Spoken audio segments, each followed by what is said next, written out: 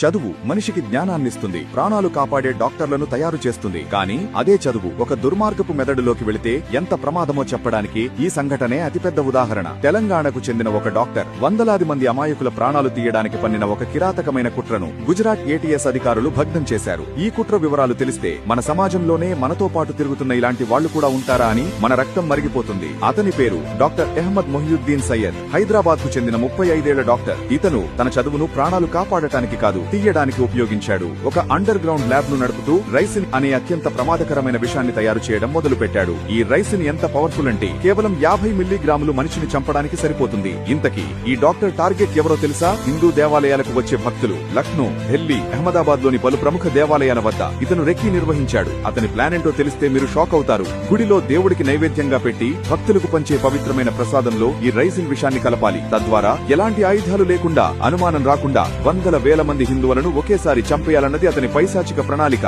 కానీ గుజరాత్ ఏటీఎస్ అధికారుల చొరవతో ఈ ఘోరం జరక్క ముందే కుట్రను ఛేదించారు. డాక్టర్ అహ్మద్ తో పాటు ఉత్తరప్రదేశ్ కు చెందిన మరో 2 ఉగ్రవాదులను ఆజాద్ షేక్ మరియు మొహమ్మద్ సుహేల్ ను అరెస్ట్ చేశారు. ఒక్కసారి ఆలోచించండి, ప్రాణం పోయాల్సిన డాక్టరే ప్రసాదంలో విషం కలిపి ప్రాణాలు తీయాలని చూశాడు. ఇది కేవలం ఉగ్రవాదం కాదు, మన నమ్మకాలపై, మన ధర్మంపై జరిగిన ఒక భయంకరమైన దాడి. ఇలాంటి వాళ్లు మన మధ్యనే, మన పక్కనే ఉంటూ ఇంత పెద్ద కుట్రలు పన్నుతున్నారంటే నమ్మగలమా? ఈ సంఘటనపై మీ అభిప్రాయం ఏంటి? ఇలాంటి వాళ్లకు ఎలాంటి శిక్ష వేయాలి? కింద కామెంట్స్ లో మీ ఆగ్రహాన్ని తెలియజేయండి. వేకప్ ఇండియా, ఇకనైనా మేల్కోండి. కులం, వర్గం, ప్రాంతం అనే గీతలు చెరిపేసి హిందువులుగా మనమంతా ఏకం కావాలి. ఇలాంటి అన్యాయాల్ని ప్రశ్నించాలి. ఈ నిజాలు ప్రతి హిందువుకి తెలియాలి. అందరికీ షేర్ చేయండి. జై హింద్.